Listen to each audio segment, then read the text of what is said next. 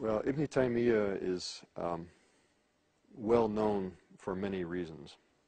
Let me start with the security reasons. He is quoted as an authority by Osama bin Laden, and that tends to get people's interest immediately.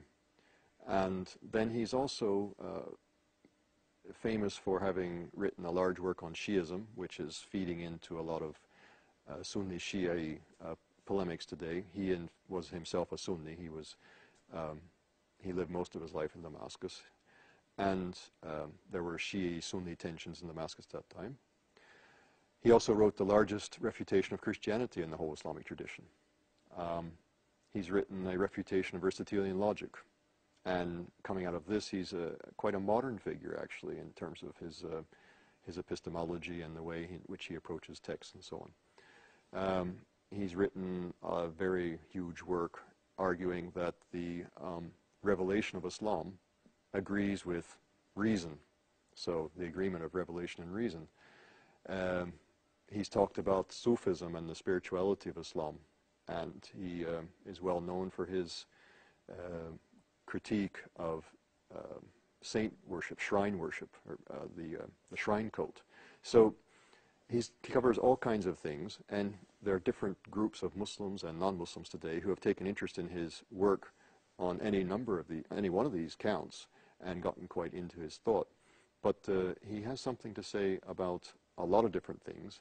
He stands about midway between the beginning of Islam and the present day. He lived in the late 1200s, early 1300s. He died in 1328.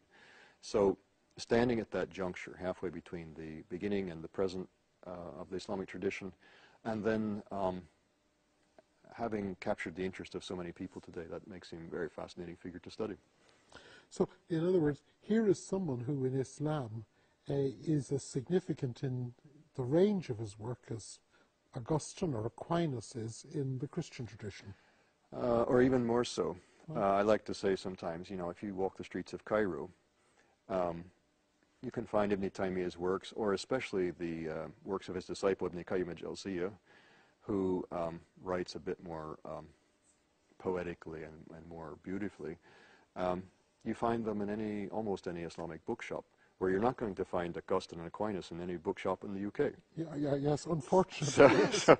So there's a sense in which Ibn Taymiyyah and Ibn Qayyim al-Jawziyya, his student, are more present in centers of like Cairo and. So studying him is not just studying the historical thought in the way that we might study the historical thought of some great thinker in the past. It's actually studying a living force in Islamic understanding today. Yes, studying Ibn Taymiyyah is indeed studying a living force in the Islamic tradition. To what extent is Ibn Taymiyyah today? We spoke earlier about him being a living force. Mm-hmm. What would you say is the most salient of his thoughts that is active today?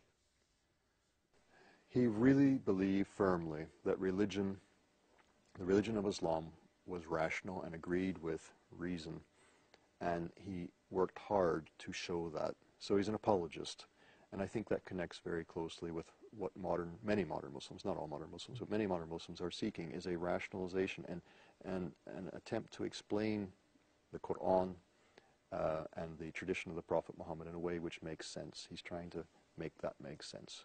It's reasonable. Okay.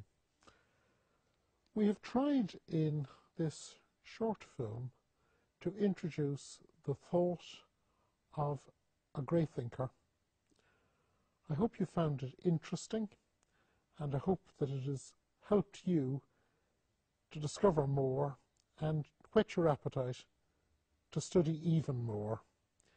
John, it's been great having you. Thank you. Thank you for watching. And from the Department of Theology and Religious Studies here in the University of Nottingham, goodbye.